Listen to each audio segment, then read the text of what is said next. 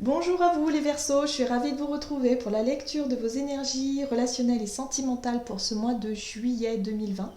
J'espère que vous allez tous très bien. Donc on va voir un petit peu quels sont les messages pour vous, les énergies qui vont vous accompagner pour ce mois de juillet avec le petit oracle de Gaïa, avec l'oracle des nombres ainsi que l'oracle chakra du cœur, qu'on développera avec le tarot de la magie verte, et puis on conclura avec un message du tarot des anges gardiens. Je rappelle que c'est un tirage général, que ça ne parlera pas forcément à tout le monde, donc n'hésitez pas à consulter votre signe ascendant ou votre signe lunaire pour avoir un peu plus d'infos. Et puis, pour les personnes qui souhaitent une guidance personnalisée, vous pouvez me joindre via mon site internet julieguidance.com où vous aurez toutes les infos nécessaires à ce sujet. Allez, c'est parti. Hop. Pour vous les Verseaux, ascendant Verseau, lune en Verseau pour ce mois de juillet au niveau relationnel et sentimental. Qu'est-ce qu'on vous dit pour vous les Verseaux pour ce mois de juillet au niveau relationnel? Hop là. Préserve la santé. Prends soin de ta santé physique, émotionnelle et spirituelle. Œuvre aussi pour la guérison des hommes et de la terre-mère. Ok. Il y a besoin de rééquilibrer quelque chose ici pour vous. Il y a vraiment le besoin de se reconnecter à votre corps, d'être peut-être à l'écoute aussi de vos émotions, de vraiment réharmoniser, recentrer, ancrer. Il y a besoin de s'ancrer à la terre, je pense pour vous. Besoin de calmer son esprit aussi, j'entends. Je sais pas pourquoi. Peut-être que vous êtes un peu surmené ces derniers temps. Soufflez un peu.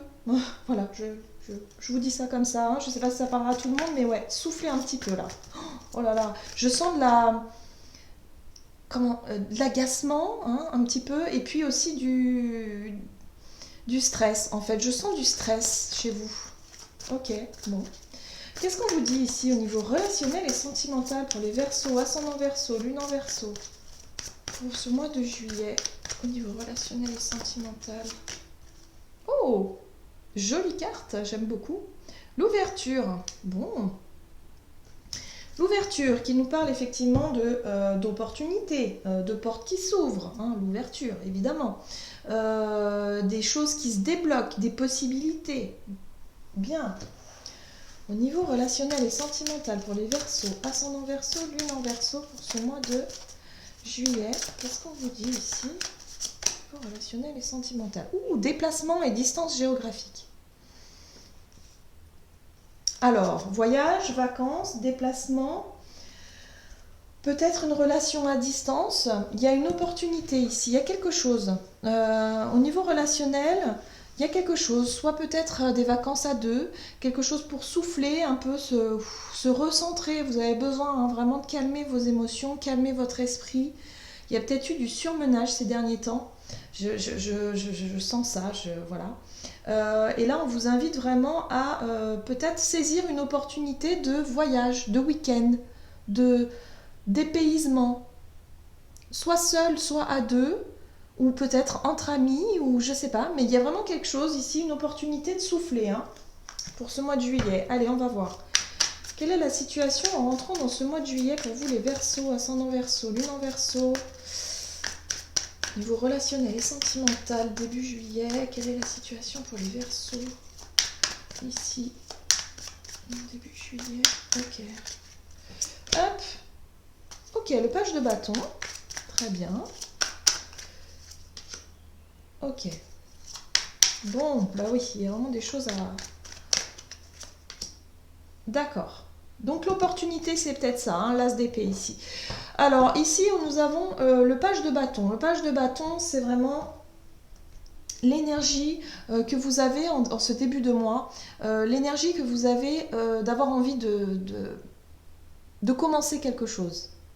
Il y a peut-être quelque chose de nouveau qui se présente à vous et vous avez vraiment envie de vous lancer dans quelque chose qui vous attire, peut-être une nouvelle relation ou en tout cas une passion, quelque chose qui vous invite à essayer.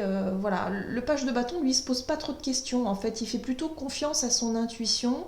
Et puis, il part à la découverte, il expérimente. Voilà. Le Ici, vous avez le Seigneur des Ombres, c'est la mort en fait, c'est la carte de la mort, il y a quelque chose qui s'est terminé ici. Ici, on vous dit qu'il y a eu peut-être la fin d'une relation, et quelque chose qui a été un peu difficile, ou en tout cas une situation qu'il a fallu accepter au niveau émotionnel, et qui vous donne l'opportunité peut-être de commencer quelque chose de nouveau, hein, ici. Avec l'As d'épée, on peut être effectivement sur une nouvelle idée, une opportunité, quelque chose qu'on peut vous annoncer aussi, hein, sur une nouvelle qui arrive, qui va peut-être effectivement éveiller votre curiosité. L'As d'épée, c'est peut-être aussi une prise de conscience que vous avez pu avoir par rapport à cette fin. Pour moi, c'est soit en ce début de mois de juillet, vous prenez la décision de tourner une page avec une relation, que ce soit amicale, familiale ou sentimentale, ou soit il y a un événement qui arrive et qui va vous aider justement à y mettre fin. Ok. Donc c'est ça aussi, hein, l'ouverture. Hein. C'est une décision de quitter quelque chose, un endroit, une situation. Le conseil pour vous ici, vous avez la reine de denier qui vous parle de sérénité, d'ancrage. Ancrez-vous, hein. C'est bien ça aussi, hein, que j'ai senti. Hein. C'est l'ancrage, vous avez besoin vraiment de vous reconnecter à vous, à votre paix intérieure, calmer votre esprit, la paix, la sérénité, pour vous sentir plus sécurisé. Surtout au niveau émotionnel, hein. On a la lune. La lune, c'est tout ce qui ne se voit pas, c'est tout ce que vous pouvez pressentir, ressentir à l'intérieur de vous. C'est votre intuition, mais c'est aussi vos émotions. Donc là, il y a besoin de calmer les émotions, de vraiment retrouver une sérénité au niveau émotionnel. Hein. Ok, donc on vous invite vraiment à travailler là-dessus. Oula, très mystique.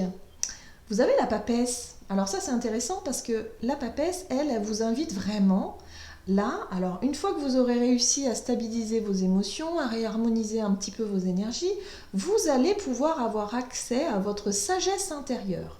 Et là, c'est comme si quelque part vous allez être connecté à votre intuition et à vraiment mieux comprendre finalement ce que vous voulez, ce que vous ne voulez pas, là où vous... Enfin, c'est comme si vous allez mieux vous connaître en fait, tout simplement. Et vous allez pouvoir quelque part discuter avec vous-même. J'entends ça, hein, voilà, je le dis.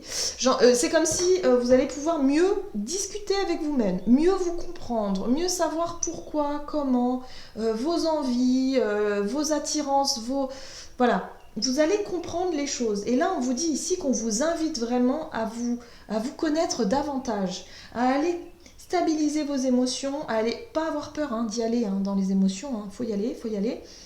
Parce qu'il y a une situation qui, vous, en tout cas, vous êtes vraiment dans une fin de cycle ici. Il y a une fin de cycle, il y a quelque chose qui se termine ou qui s'est terminé récemment. Allez, on va voir quelles sont les situations à éviter pour vous. Qu'est-ce qu'il va falloir éviter ? Le contrôle, bah oui, d'accord.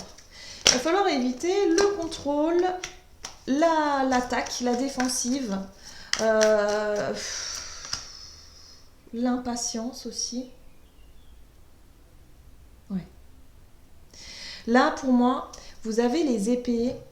La reine d'épée, elle vous indique ici, dans les déconseils, pour moi, cette carte-là, elle me fait penser vraiment à cette notion de contrôle. On voit bien cette personne, ce personnage ici qui coupe ses fleurs parce qu'elle sait ce qu'elle veut, elle sait comment elle les veut, et il y a cette notion de contrôle. On voit que tout est détaillé, millimétré, et elle ne fait même pas attention au petit oiseau magnifique là qu'il y a derrière la fenêtre.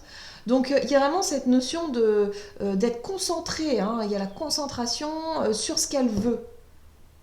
C'est comme s'il y avait « je veux ça et je décide ». C'est cette notion de contrôle, hein. On ne lâche pas prise. Hein. Il y a « je veux ça et c'est comme ça et pas autrement ». Et là, il y a l'idée ici de peut-être se précipiter. Avec le chevalier d'épée, on nous parle de mouvements rapides. On est sur la communication également avec les épées. Hein. On est sur l'analyse et la communication. Et attention à ne pas être un petit peu trop... Le piège pour vous, ça va être de vouloir dire des choses rapidement. D'être un petit peu sur l'impatience, sur cette notion de moi je veux ça, je décide ça, j'affirme et c'est comme ça. Enfin, vous voyez, attention.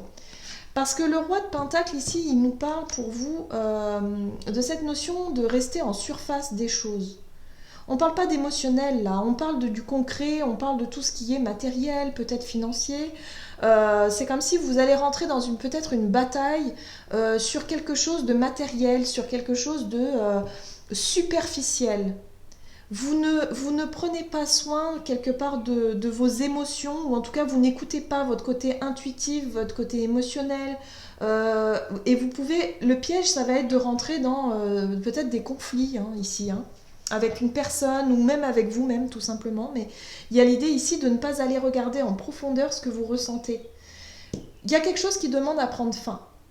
Il y a une page qui doit se tourner, il y a une fin de cycle. Soit vous allez l'apprendre, c'est vous qui allez apprendre cette nouvelle-là et ça va être un peu compliqué, mais ça peut vous laisser l'opportunité d'expérimenter autre chose.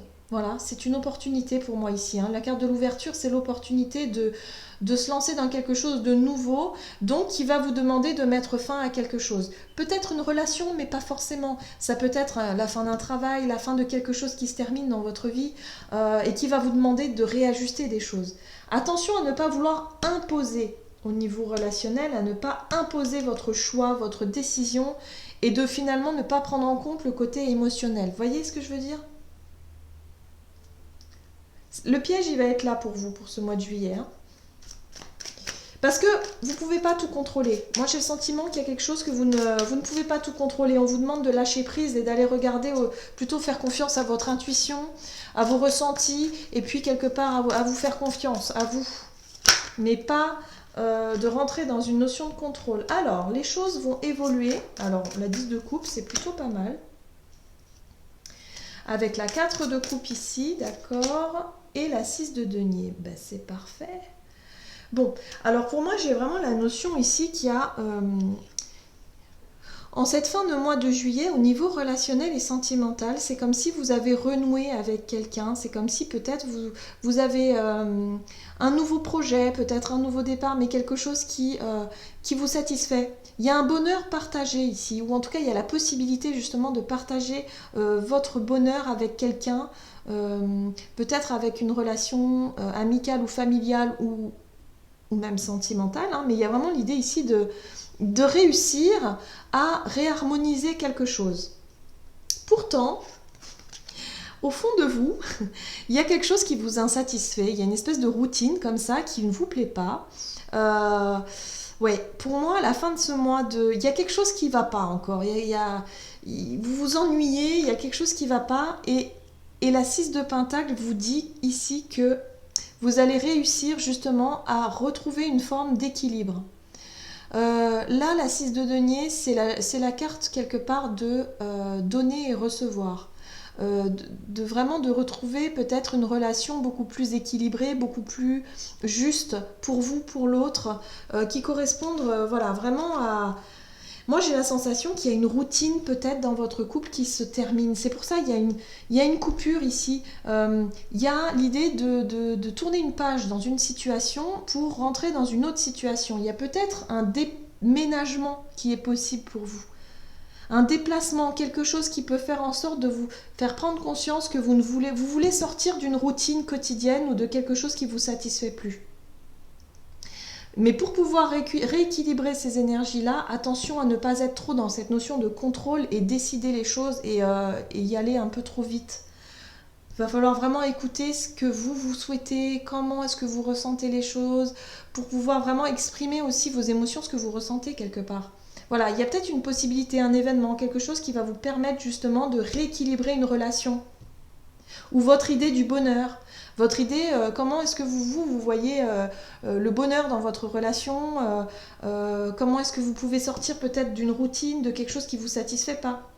Et si vous êtes célibataire, c'est la même démarche, c'est un petit peu le fait de sortir d'un état d'esprit pour vous lancer dans quelque chose d'autre. Mais d'abord, il faut être ok avec soi-même, il faut être en paix avec soi-même, il faut calmer un petit peu son mental, ce stress peut-être que vous avez eu ces derniers temps pour vous reconnecter à vous.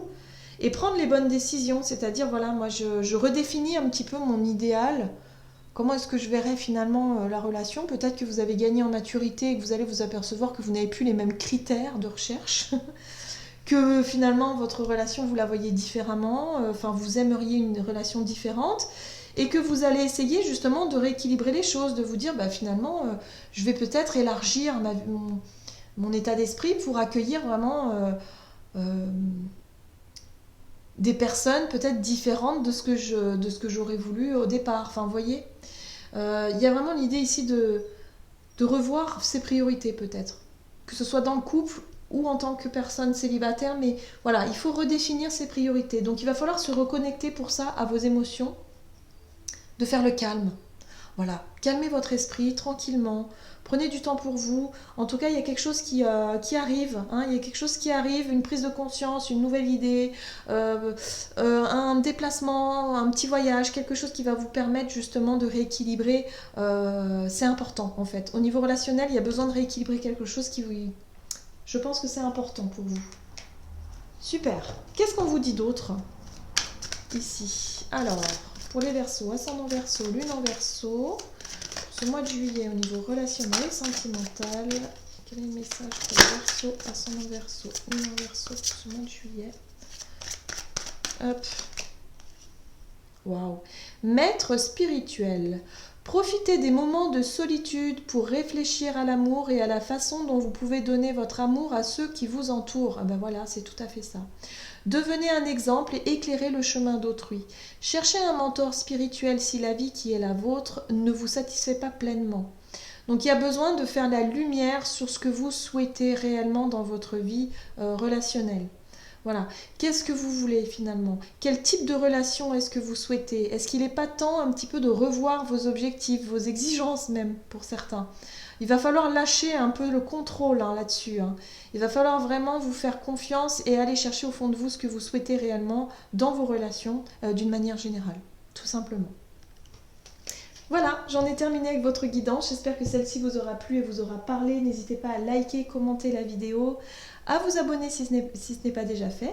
Et puis moi, je vous souhaite de passer un excellent mois de juillet. Je vous embrasse et je vous dis à tout bientôt.